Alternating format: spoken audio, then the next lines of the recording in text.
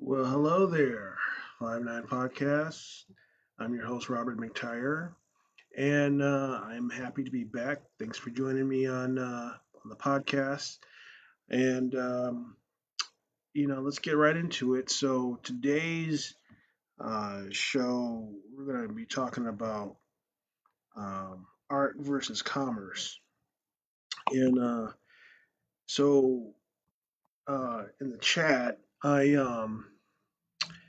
like I said, I want to be interactive, and I ask some questions as to what you guys you know, might want to be interested in, in us in us discussing. So, um, I'm going to address the from the last show, uh, episode 12, Flow Like Water. I mentioned that there was a production called Death Trip that hasn't paid me, and so I'm going to get right into that, and then I'm going to um, talk about a couple, of trailers that dropped today in particular, and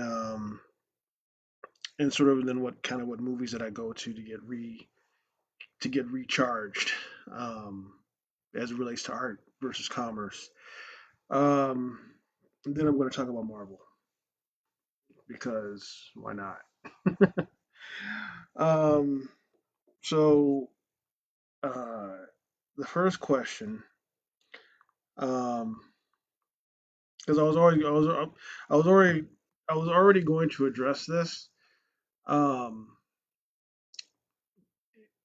but it's been very interesting because it's a new experience that I've had, um, in the movie business where I've worked a job and I haven't been paid. That's like going to a restaurant, ordering something, and then walking out and not paying for it. You do a service, it's just not just, you pay, you know what I'm saying? So um, I feel cheated, obviously. Um, so today's question comes from Chaz Duckett, who is a dear friend. Uh, we went to school a long time ago. Great guy. Um, so he asks, um, how do you expect Trump's tariff on foreign-made films to affect the industry? Has the union taken a position on it? And did you ever get paid for the movie you worked on? Thank you for that question, Chaz. In fact, I actually called my union today, and so their official stance on it is, um, there is no stance because it's crazy. Because they were like, that's like what we do is more of a service. You can't tariff a service. It's like mowing lawns or something. You can't tariff, you know, a service. You know what I'm saying? It's not a good, you know. But what is happening, California Governor Gavin Newsom, has proposed, a lot of incentives, which are, you know, so those are, tax breaks for production um, to uh, to increase in California, where we can have more productions here. It'll draw more production and presumably draw more jobs. But right now, those are in the legislative phase. The accountants are going over, all the numbers.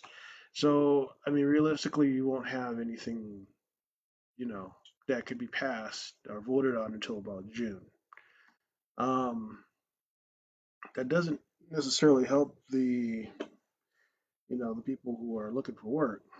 Um, but there is motion going on. But in terms of, tariffs and all that, it's just talk because there's not a, it seems like, like I said, a lot of things that go on with this administration, is you know, they'll say something, and then they kind of just see if it sticks to the wall or if it gets any traction, and then there's a sort of okay, we tried that, and then it's a very you know erratic. I mean, these are these. I mean, you know, there's a bit of a like I say, you may have heard, that the president is seeking the advice of Sylvester Stallone, Jonathan Voight, um, and another actor. I forget his name. Uh, and they're sort of in his ear about coming up with solutions that could help the little light industry. But you know, it, I just it's better than nothing. But we kind of need things to be a little bit more thought out. But when it all comes down to money, I hear that state of New York is going to counter with even lower, excuse me, even a higher sort of a lower tax incentive to um, lower production to New York. I'm sorry, not lower, increase. So that way, instead of we got 700, they want to have one for 800. So so we're kind of going back and forth like that. But we'll see what happens. Because there's been like I said, primarily there's been non-union work, which is you know, I mean, it's work, but you know, everybody wants to work union, and union is that's where you know you get your health benefits, and the pay is better. There's usually better conditions. It's more professional. So those are the kind of jobs we really need out here. Whether it be Marvel shows, uh, multicam sitcoms, game shows, um, game shows, commercials. Those sort of things have been sort of the bread and butter. So it's like I say, it'll always be good to get work here. When you can get it. Um, Now with this recent job I got, I'm happy to say that yes, I was compensated for that job. Um, for no, no, let me sorry, I'm gonna confuse you. Okay, the first job that I mentioned, the one that had the problem that they didn't pay me, um, that one, uh, I am uh, going to um, I'm going to cite them for wage theft. Um, going to the California Labor Board, and I am going to. I contacted the production accountant today, um, and they're still at the same port, and I asked her, so has this production paid people at all? They started out paying people. Um, yeah, absolutely. It just during as we got further ahead, it started getting you know um, checks. Checks are bouncing. Um, People haven't been paid. And I found out most recently from the production coordinator, for the production accountant, that the editor who is editing the footage for this film, Death Trip, that didn't pay me, the editor is keeping the footage and will not give it back until services are rendered. So that's good.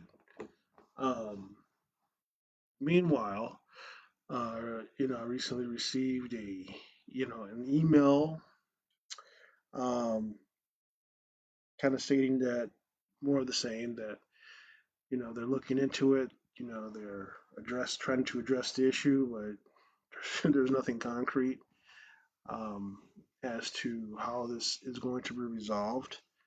So, so I'm going to go forward to Department of Labor, and you know, I'm going to, you know, put put them on notice because this is clearly wage theft, and this is a job I worked in April, still haven't been paid for it. So yeah, so that's what we're going to have to do. Um, Now the job that I got after this one, they they paid me. Um, so that's a good thing. My only problem, at this point is the infre is the part is that the film work is not as frequent. It was a time when I would have to turn down work because I was getting so many jobs, or I was just tired and I needed a break, and I just didn't take any jobs.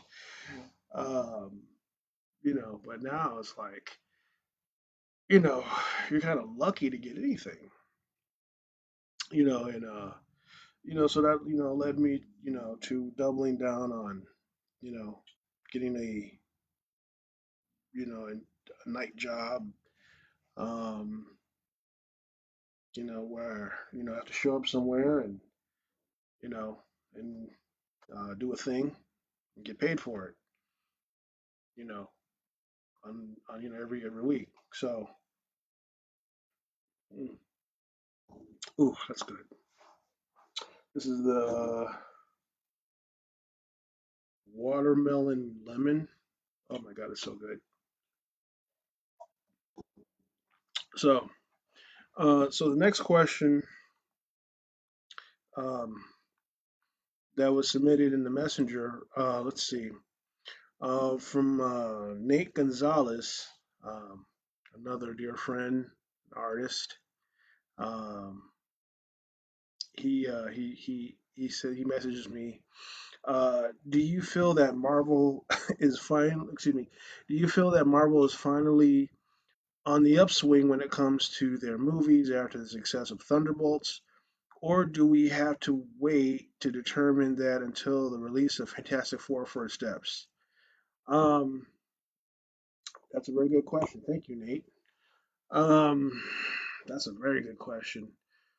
I saw the trailer for Ironheart. Um, I have not seen Thunderbolts yet, but I hear it's really good and I want to see it. Um, do I feel and then I see the trailer for Fantastic Four, and do I feel they're on the upswing? Um, my problem, this is the only thing that I got with Marvel, and I noticed this, you know, Thor: Love and Thunder, Anthem, Quantum Mania. This is a thing that has become a problem for Marvel. The humor, okay? Listen, I love humor. I'm not a okay. I'm not a. I like humor. When when it works. But I really like DC. Like, The Dark Knight is one of my favorite movies, man. Uh, there's some humorous, dark, comedic moments in that movie too. But the tone is very, like, it locks into a specific tone versus, like, it's a tone that matches the energy of the movie. You know, um, and it just feels like Marvel has become like television, where it's like, it's like this is the whole thing, and it's just like it doesn't just happen in one movie. I can see if it happens in like one or two movies. It's like it seems like there's a formula that they're sticking to, and I just don't know if this formula is like, I don't know if it's working, man. It's like a Marvel's like, when you go to a restaurant and they got this good gumbo, and you know they start selling a lot of gumbo, so they just decide we're not gonna get creative with it anymore. We're just gonna just make we're just gonna make this specific gumbo. We're gonna sell it to you. But I'm like, yeah, but you know, before y'all became popular, before everybody started coming to the restaurant, you guys stuff was fire because it was like y'all was just like y'all wasn't just making something that could be consumed by the masses, which again brings me back to um, the main topic today is art versus commerce. Um, and like I say, this is there's a couple of things I want to get to um, today because we have to talk about Andor. So I watched Star Wars Andor season two, and I immediately had to watch Rogue One and had to watch A New Hope.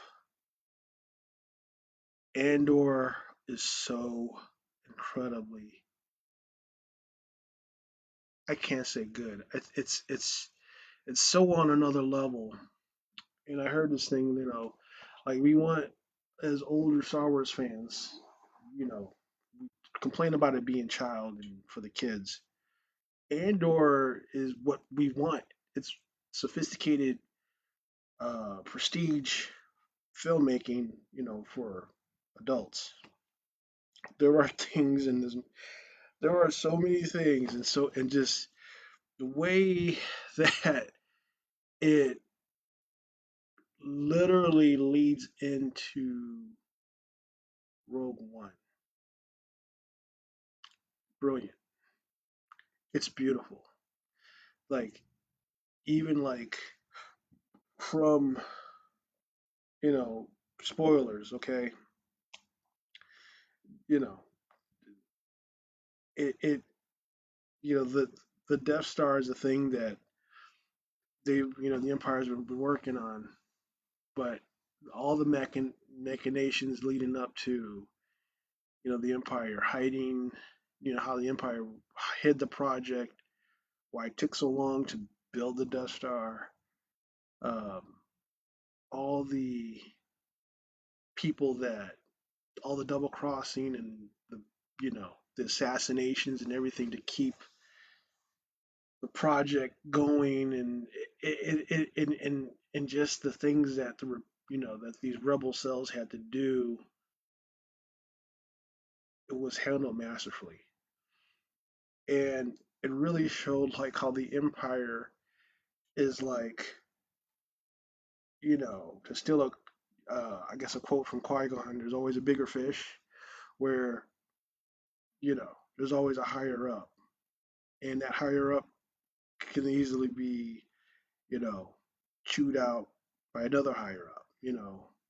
So it's like, by the time you get to Rogue, I mean, like, Orson Krennic is sort of the director of, organizing the building of the Death Star, and everybody fears him, but then the step above him is Vader, and then the step, of course, above him is Palpatine. And I mean, I, for a character like Cassian to be such a, you know, I'm not gonna say he wasn't important in the movie movie Rogue One, for him to get the arc and the depth that he got, just not even him, just like even the ancillary characters, like, was so incredibly well done. The production, this is Andor is the best Star Wars movie that I've had. I mean, since ever. So no, Andor is. We gonna be talking about Andor for a minute. Although I would have liked to see you know, like a Jabba the Hutt, or the Hutts, or the more of the underworld.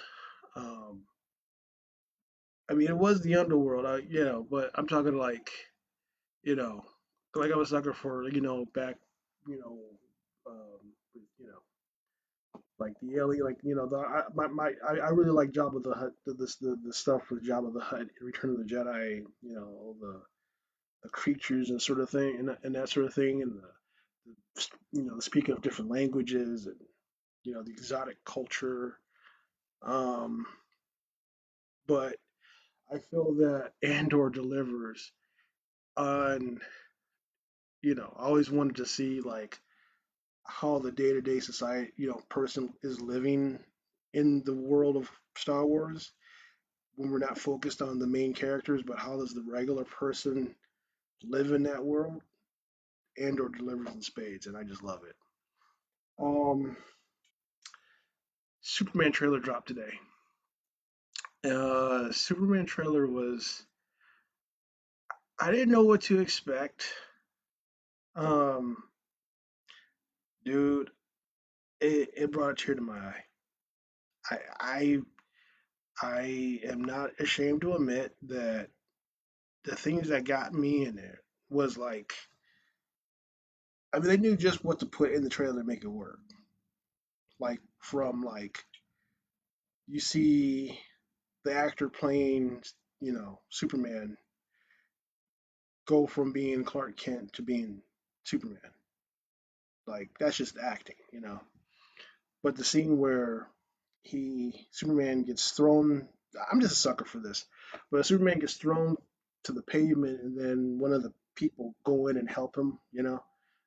Like like Superman really needs any type of help, but it was just the people he love him like that, or you know, and then like you say, he's facing like questions from the reporter, like did you check in with the president? Did I was trying to do good, and I kind of those kind of things I kind of felt.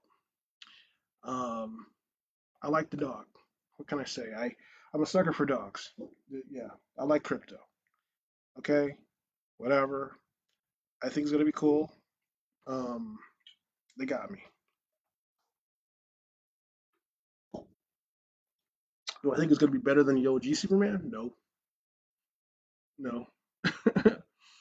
Like Christopher Reeves Superman one.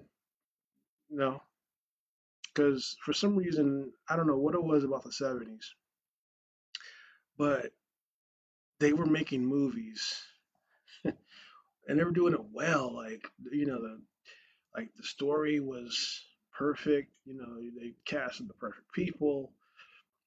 The filmmaking was very thoughtful, and I don't know what it is about the movies they made back then that when it's like now, yeah, you have talented people doing, but it just feels like it. It just feels you know what it is. I think is like they were back then. There wasn't a Superman, you know, and so somebody stepped in and made the Superman, and and I think that's what it is. They were forging new territory, you know, with these films, um, that that uh, have become just legends like Star Wars, Jaws, Indiana Jones, Ghostbusters. The main through line is that all these movies were original, you know, um, and not necessarily something that had to be franchised. Um, so, like I say, I saw the Ironheart trailer. Uh, you know, I'm listen. I can't say I have sat back and been like I need to see an Ironheart because I go to comic books and the comic book shop and I do see the Ironheart comic and I ain't been like I've never ever been like this is a character that I have no interest in. Um, and Brian Krugel is producing it. Um, I didn't care for Wakanda Forever, dude. I didn't. I didn't like that. So it's already sour grapes to me. So, um, I'll look at an episode, but it was just like I just think, there, at this point in the game, it just maybe maybe it's not for me. Maybe it's not for me. Um, but uh, so yeah. So with that being said, um, I will say that with art versus commerce, I can see that um, to not be so all over the place with this thing. Like, for example, the let's talk about the Beyonce Cowboy Carter tour that's going on, right? Um, you know, I thought Renaissance was really creative, right? It was successful.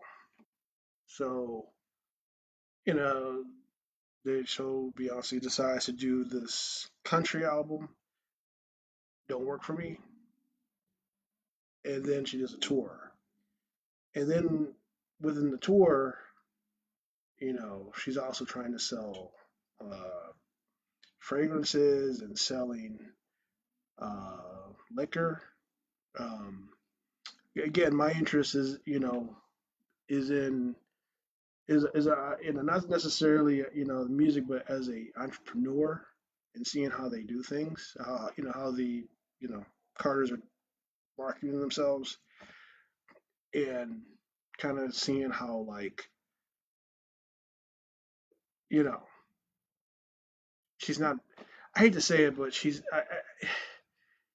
not a very good mark. Like the music is on point, the performance is on point, but I feel like if you associate, she tries to associate her brand with like to try to sell something, it just hasn't worked. And which is an interesting study because she's obviously popular or whatever, but it's interesting in seeing like how you know um, you know people will still show up. They'll still you know from what I have seen of the show, um, yeah, there's definitely the show aspect of it. I mean, she does a. You can't say you don't get your money's worth, but it's not for me. The country, the it does is not for me. It's for somebody, obviously for our fans. But it's an interesting study in like again art versus commerce, um, because like I say, I remember back, not too long ago, Jennifer Lopez had a concert, had a tour that was canceled because of low ticket sales, right? So, you know, and I think it also speaks to the state of the economy too, where it's you know, like, would you want to, you look at a particular artist, and you look at, going out to see them live. Um, and my attitude is like, if they're not Michael Jackson, Prince, Barry White, you know, Marvin Gaye, it's like, it's like there are very few artists I'll actually pay to see. I saw Janet, um, but I will say that um, when it comes to art versus commerce, that um, it feels like you have to. How am I? This is kind of more trickier than I thought. What I mean is like with art versus commerce, I'm saying like you want to express yourself, you want to you know do something, but it's like it still has to make money, right? So you have to look at what the people want. And I tend to see like I like a lot of weird films, right? Like I like David Lynch films. I like Cronenberg. I like a lot of anime from the '90s, right? Early '80s, '90s anime. And back in the day, before anime became popular, that was like they just, there was no really rules, you know. That was a very good time for anime because like that's when you had your Geno Cybers, your uh, Vampire Hunter D, your Akira. You know, they were like trying to establish something. They had something to prove, right? So then, excuse me. I guess I think as anime became popular and the market, kind of started dictating what they were going to buy and what they weren't going to buy because they were going to buy all these weird animes. There's only one type that the market wanted, and when the market, you know, came in, it all became homogenized. It became less risky and less creative. I'll say that the same with the movie industry. Uh, one of the first blockbusters was Jaws, right? Jaws, Indiana Jones, Star Wars. These came at a time prior to that when Robert Redford was doing you know All the President's Men, Network, you know, because the summer movie, because there was that's after Jaws, and all these serious '70s movies, um, they started making the blockbuster movies where you know they weren't demanding of you being involved in the story, characters, and the message. It was more like it was an escape, right? And I think that turned further developed into sort of the theme park um, ride of movies now, what you see in the Conjuring films, you'll see into the Jurassic Park, the Jurassic World especially, where it's like we're going from set piece to set piece to set piece, and you know, there's not a lot of substance in between. It's like there's not a lot of meat, you know, um, versus like uh, remember back in the day. I mean, there were movies, Spike Lee was making Malcolm X, and they were making Training Day, and you know, like movies that were about people. And nowadays not so much.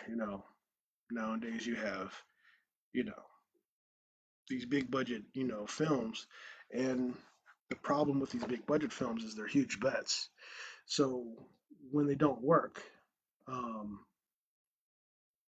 studios they get bankrupt.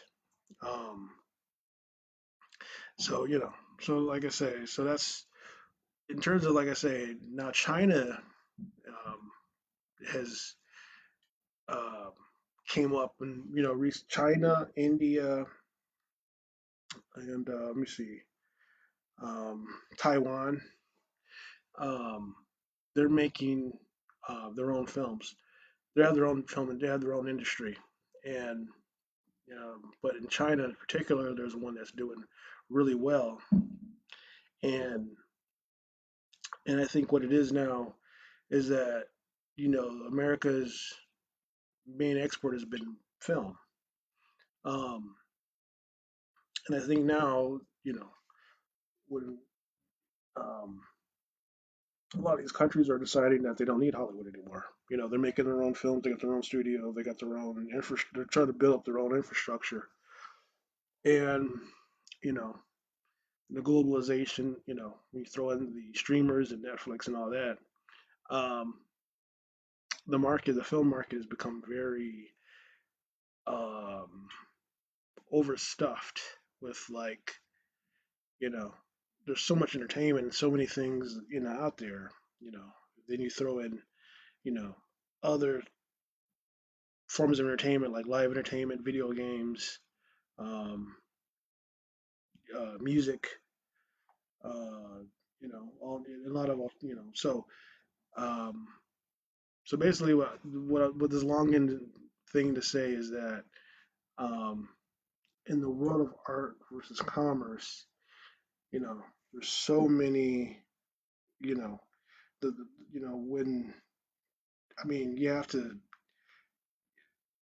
to stand out, but the thing is like it's often times where something can become the victim of its own success or become sort of the snake eating its own tail in terms of it's like, you know, with Hollywood becoming so big and wanting to chase the biggest movie, you know, now your films are formulaic.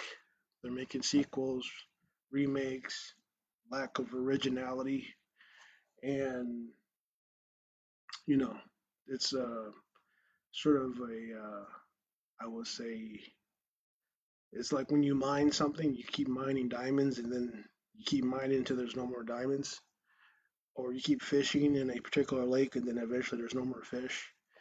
So, you know, I mean, I would say not instances, I guess, you know, you have to just kind of stop mining and let it kind of come back naturally, which is probably going to happen if, you know, if there's an oversaturation, people will just find some other things to entertain themselves. And this, you know, let's not even get into the AI discussion because, you know, the fact that, you know, I mean, this AI stuff is, I'm going to lie, it's very interesting, but it's still soulless, you know. It is creating interesting things. I mean, it has an idea of what people want to see for sure, but ultimately, it's you know, as I watch something like Andor, you know, it feels like I'm not sitting around thinking that AI created this, or I would be surprised if it did. I don't know, but it is pretty fascinating, you know, when you get talented people, you know, making a thing, um, you know, versus you know amateurs. It's like it's definitely there's a difference. So that to say, I'm going to cut out, but thanks for checking the podcast. And you have any suggestions um, for any cool films uh, that you might recommend? Hit me up. Take care. Peace.